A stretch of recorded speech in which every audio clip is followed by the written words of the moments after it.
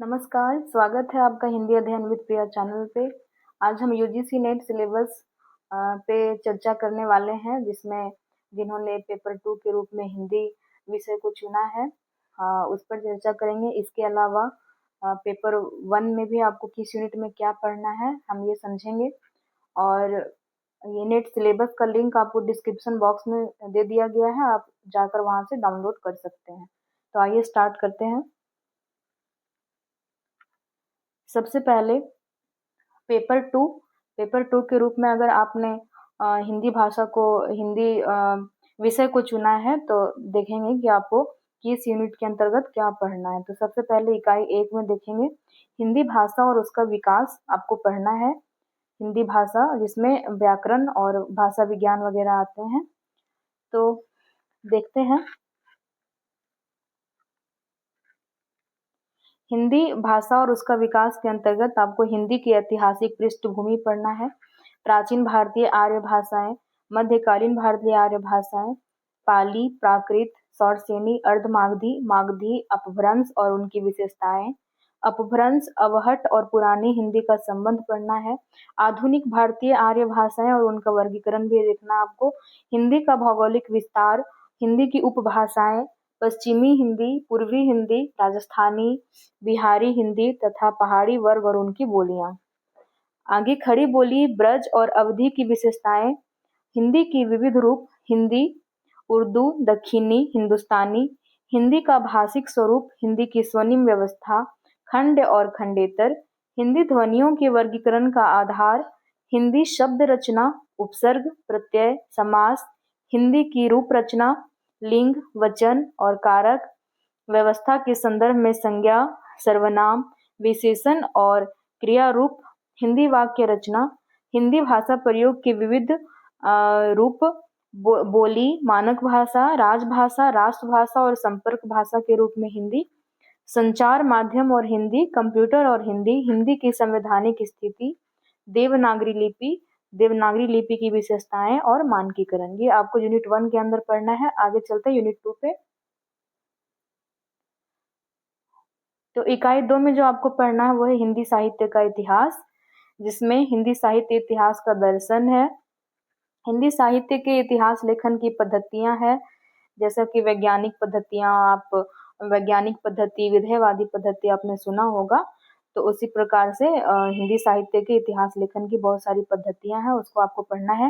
हिंदी साहित्य का काल विभाजन और नामकरण, आदिकाल की विशेषताएं एवं साहित्यिक प्रवृत्तियां, और जिनमें आदिकाल में रासो साहित्य, आदिकालीन हिंदी का जैन साहित्य, सिद्ध और नाद साहित्य, अमीर खुसरो की हिंदी कविता, विद्यापति और उनकी पदावली तथा लौकिक साहित्य। ये आपको आदिकाल के अंतर्गत इतना सारा टॉपिक पढ़ना है। आगे भक्ति काल है।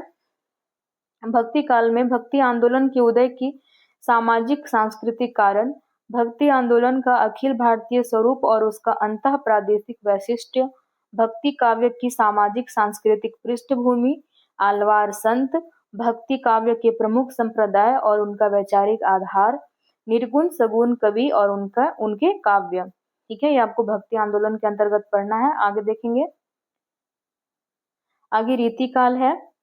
रीतिकाल के अंतर्गत जो आपको पढ़ना है वो है रीतिकाल का सामाजिक सांस्कृतिक पृष्ठभूमि, रीतिकाल की प्रमुख प्रवृत्तियां, जिसमें रीतिबद्ध, रीतिसिद्ध और रीतिमुक्त काव्यों को पढ़ना है।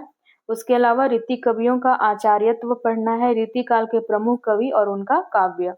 आधुनिक काल के अंतर्गत जो आपको पढ़ना है वो है हिंदी गद्य का उद्भव और विकास, भारतेंदु पूर्व हिंदी गद्य, 1857 की क्रांति और सांस्कृतिक पुनर्जागरण, भारतेंदु और उनका युग, पत्रकारिता का आरंभ और 19वीं शताब्दी की हिंदी पत्रकारिता, आधुनिकता की अवधारणा, द्विवेदी युग, महावीर प्रसाद द्विवेदी और उनका युग, हिंदी नवजागरण और सरस्वती, राष्ट्रीय काव्य धारा के प्रमुख कवि, स्वच्छंदतावाद और उसके प्रमुख कवि।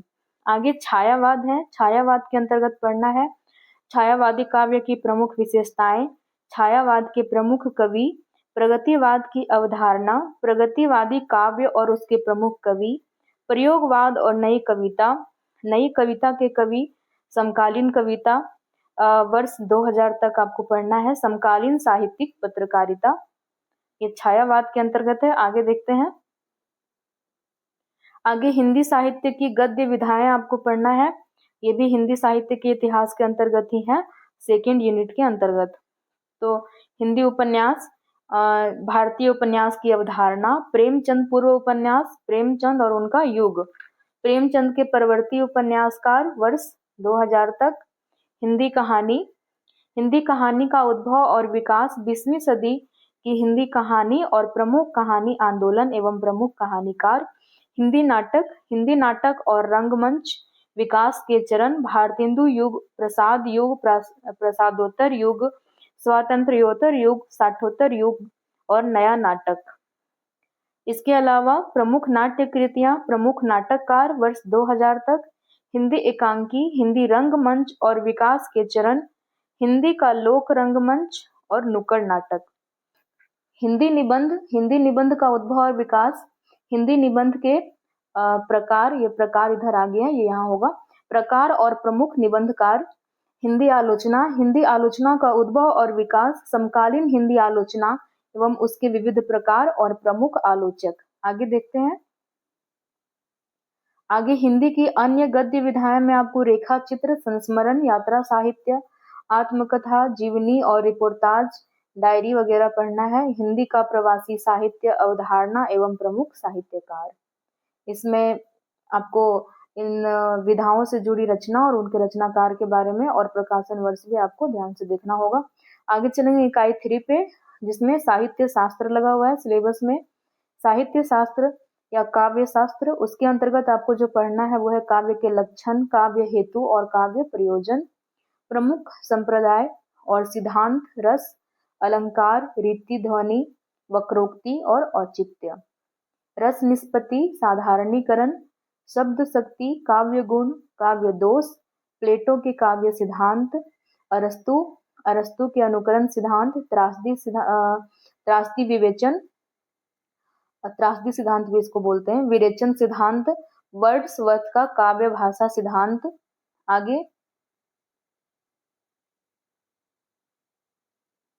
आगे कॉलरिज का कल्पना और फैंटेसी, टी.एस. इलियट निर्वैयक्तिकता का सिद्धांत, परंपरा की अवधारणा, आई.ए. रिचर्ड्स मूल्य सिद्धांत, संप्रेषण सिद्धांत तथा काव्य भाषा सिद्धांत और रूसी रूपवाद।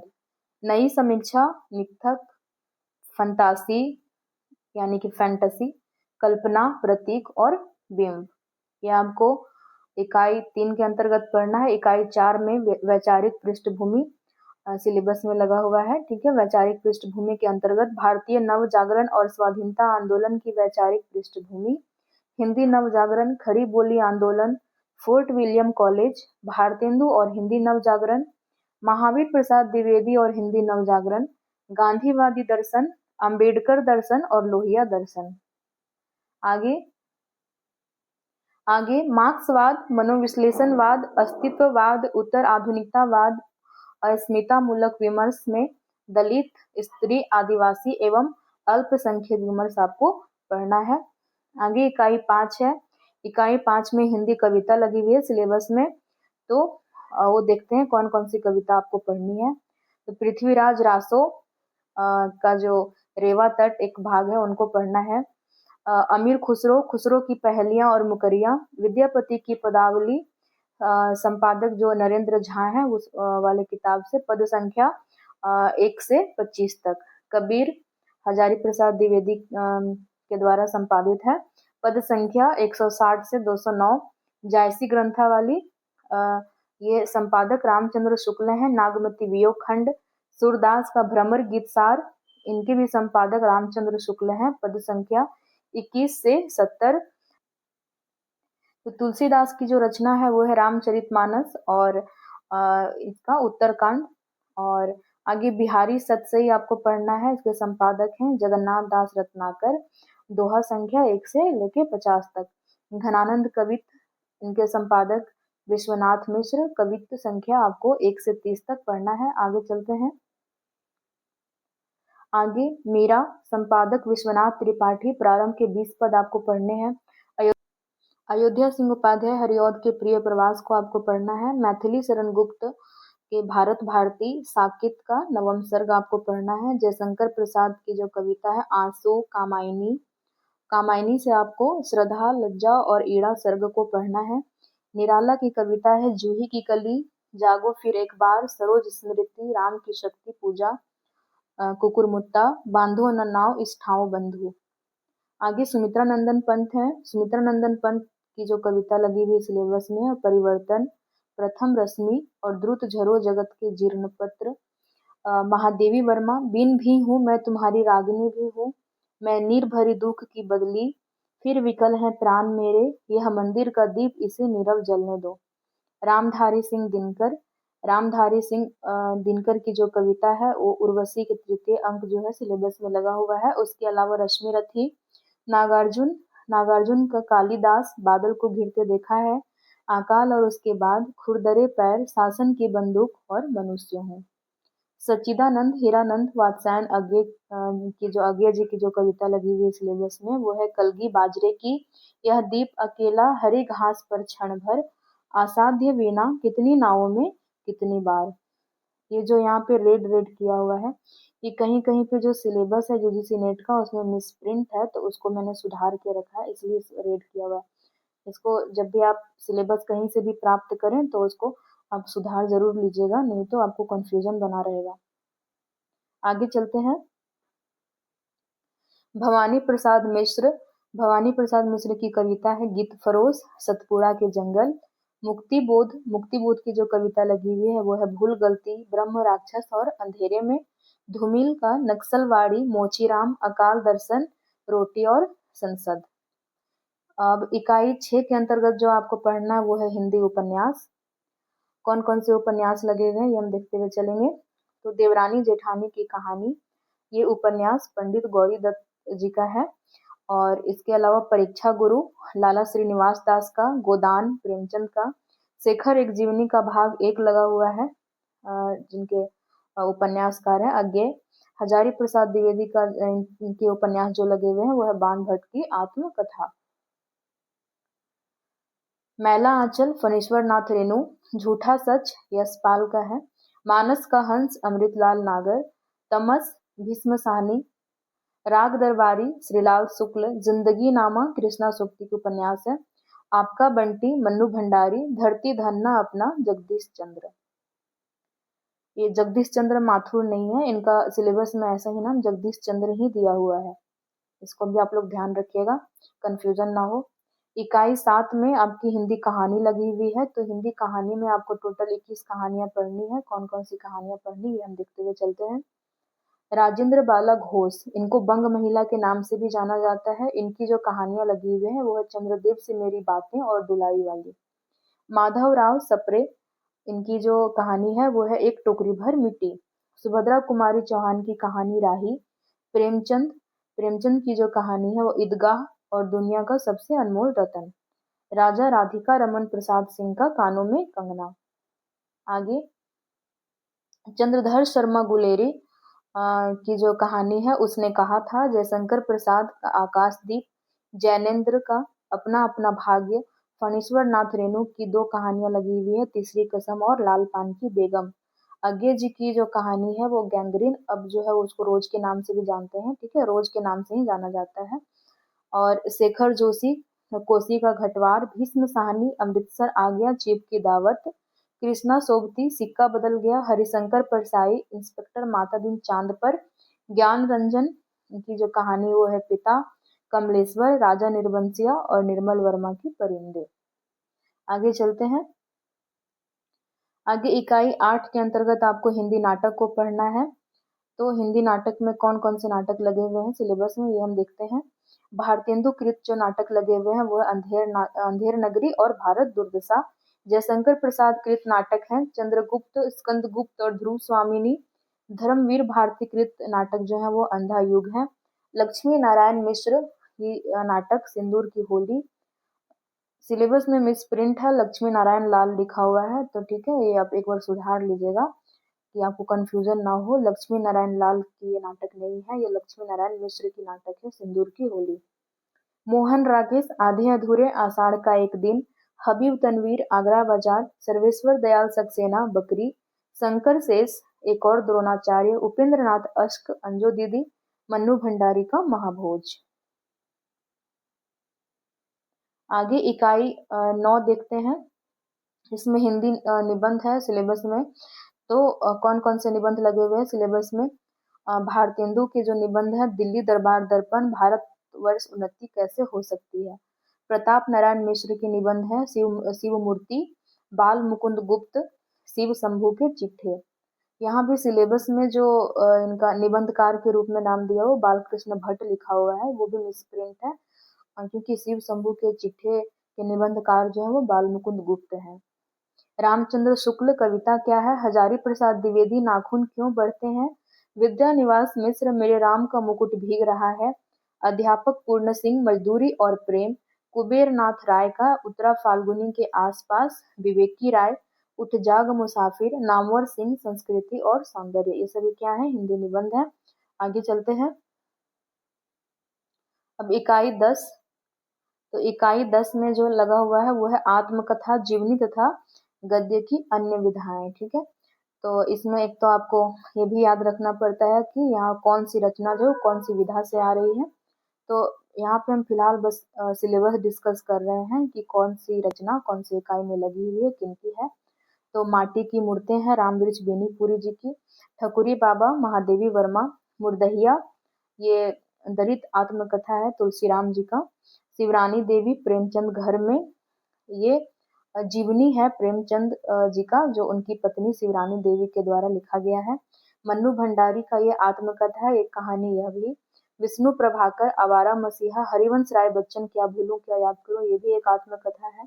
रमनिका गुप्ता, आप फुदरी, ये भी एक आत्मकथा है।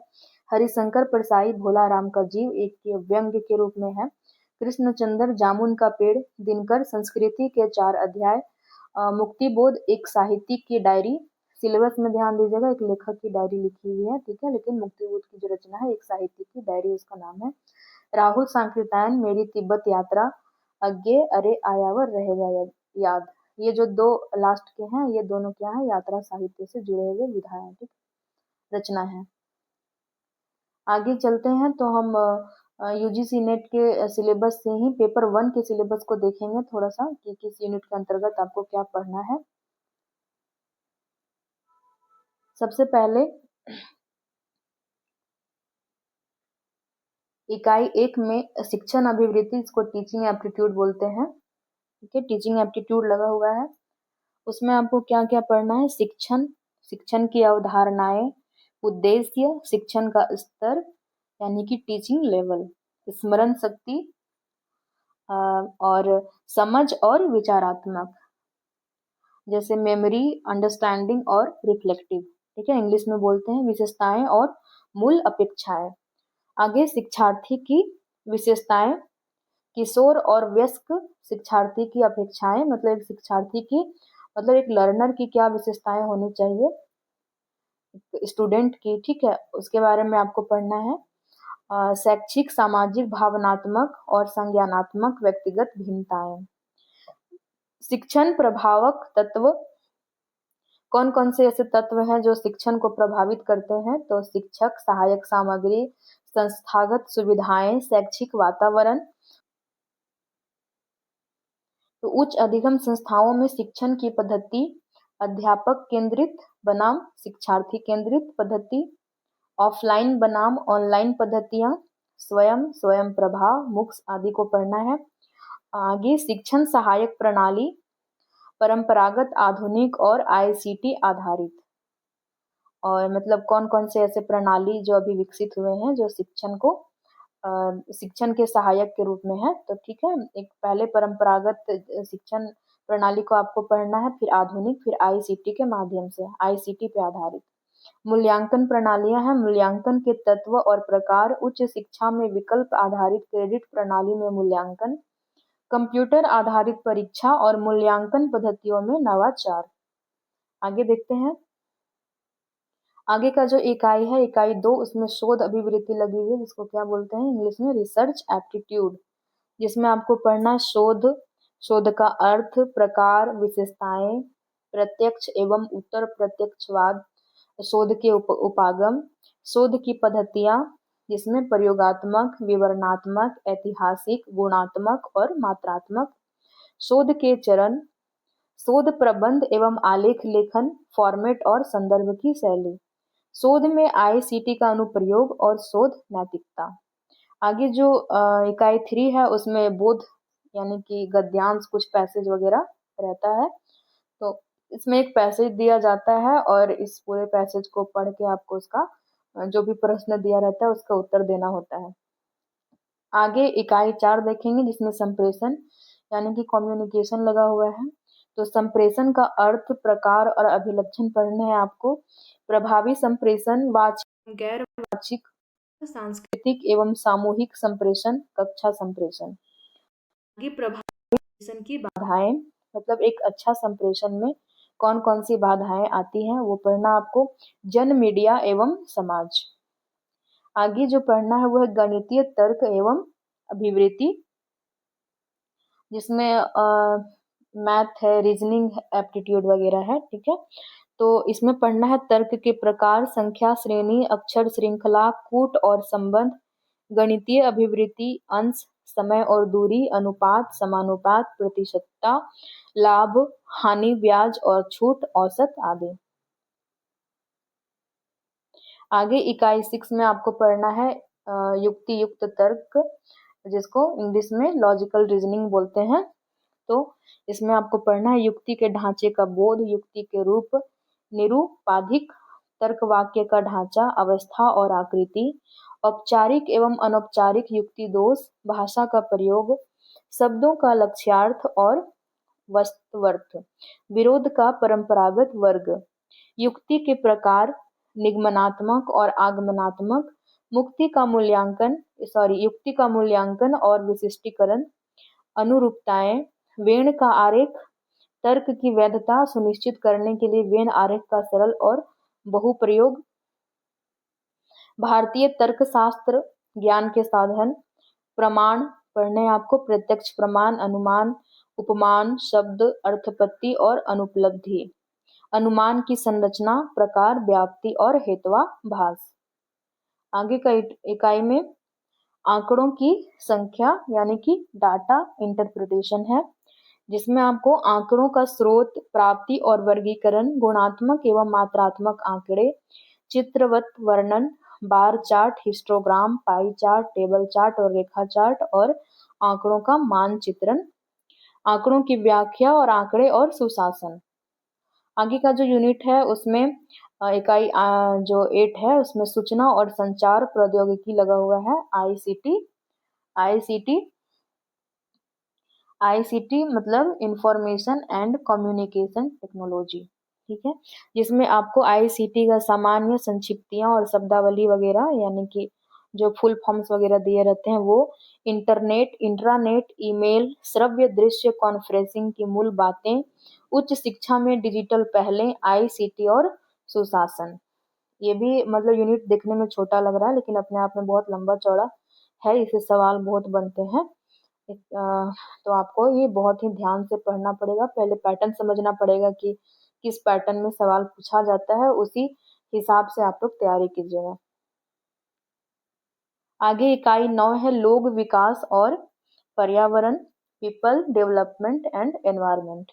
तो इसमें आपको पढ़ना है विकास और पर्यावरण, मिलेनियम विकास और संपोषणीय विकास, जिसको सतत विकास भी बोलते हैं, एमडीजी, एसडीजी वगैरह, मानव और पर्यावरण समव्यवहार, निर्जातीय क्रियाकलाप और पर्यावरण पे उनके क्या प्रभाव होते हैं, पर्यावरण मुद्दे स्थानीय, क्षेत्रीय और वैश्विक स्तर पे, वायु प्रदूषण, जल प्रदूषण, मृदा प्रदूषण, ध्वनि प्रदूषण, अपशिष्ट, ठोस तरल, बायोमेडिकल, जोखिम पूर्ण इलेक्ट्रॉनिक, जलवायु परिवर्तन और इसके सामाजिक, आर्थिक तथा राजनीतिक आयाम।